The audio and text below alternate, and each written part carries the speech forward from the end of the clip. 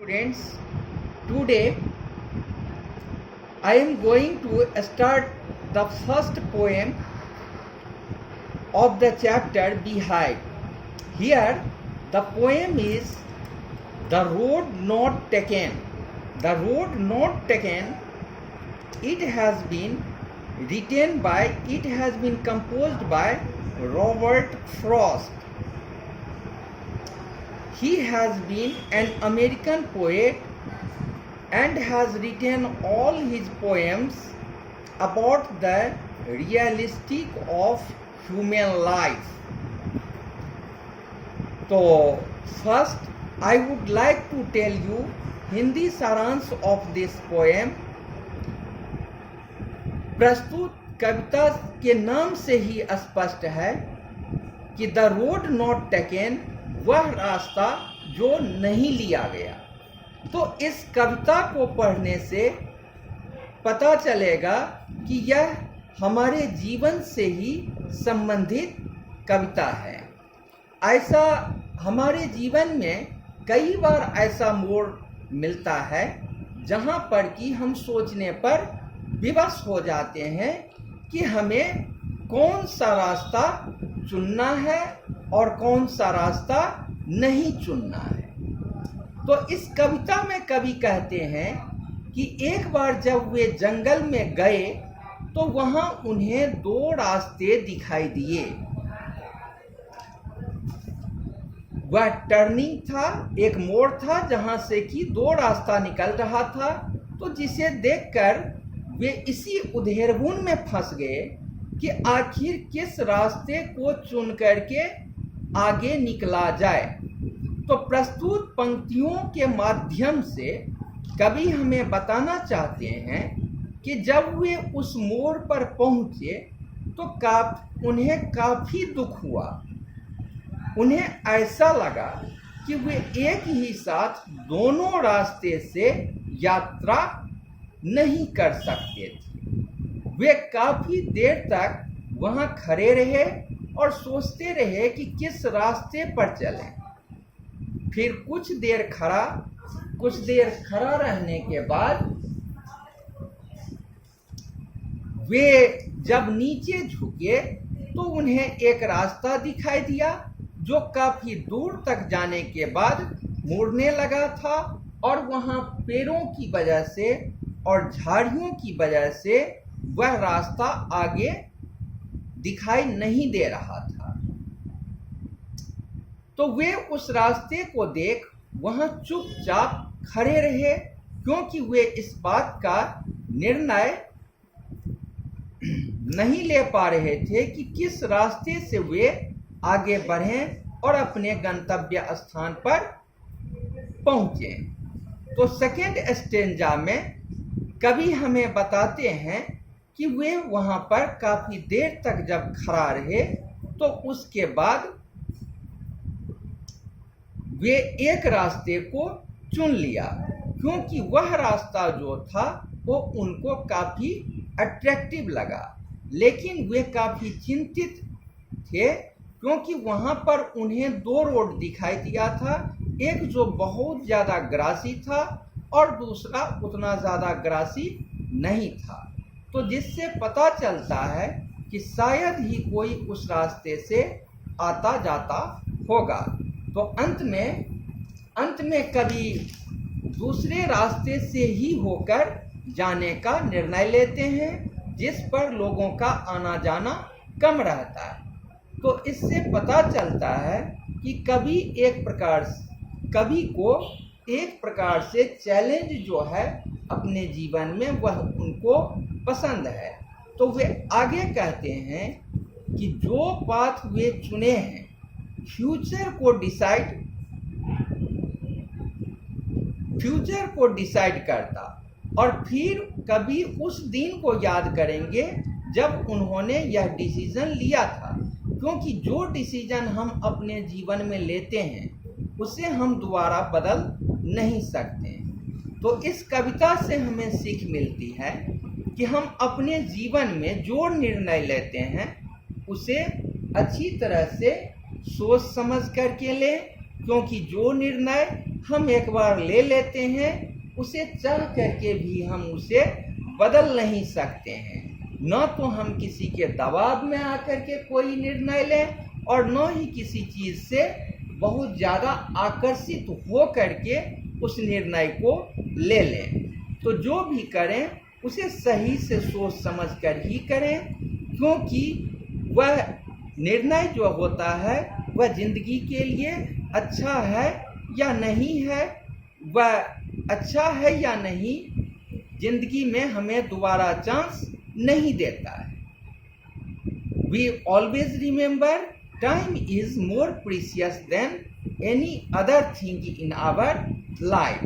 Now come to the poem of the book.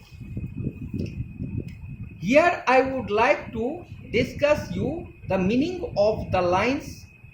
The first stanza, two roads diverged in a yellow wood. यहाँ पर yellow would, ऐसे तो हम लोग देखते हैं कि जंगल ग्रीन ही होता है, यहाँ येलो वुड से हमको पता चल जाएगा कि यह समय जो था ऑटम का था, जिस टाइम में पेड़ों की पत्तियां में पीलापन चला आता है। तो पोएट जो थे एक बार जंगल से होकर के जा रहे थे, and sorry I could not travel both. तो जब वे जंगल से जा रहे थे वहां पर उनको दो रास्ता एक ऐसे जगह पर आकर के रुक जाते हैं जहां से दो रास्ता निकल रहा था। वे कहते हैं कि I could not travel both, कि वे दोनों रास्ते को ट्रेवल नहीं कर सकते थे। And be one traveller long I stood, और चूंकि वे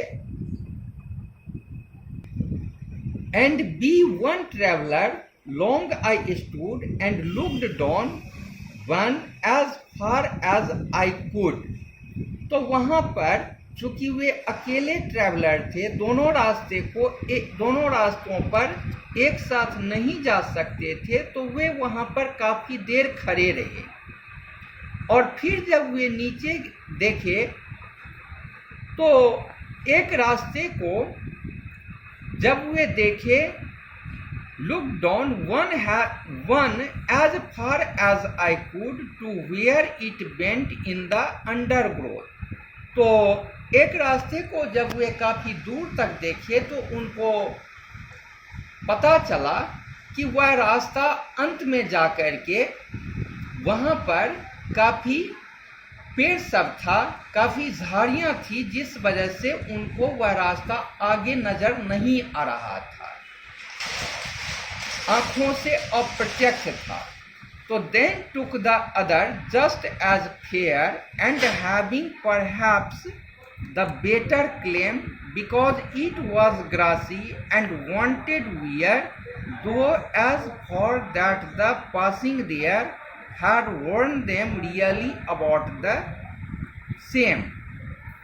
तो बाद में जाकर के दूसरा रास्ता जो था वह ग्रासी था।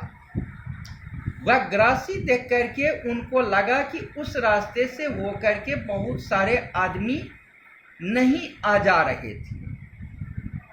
पहला रास्ता जो था वह ग्रासी नहीं था, उससे सब लोगों का आना जाना होता था, किंतु दूसरा रास्ता जिसको ये सिलेक्ट कर रहे हैं वह रास्ता ग्रासी है, और उनको लगता है कि उस रास्ते पर शायद ही कोई आता जाता है।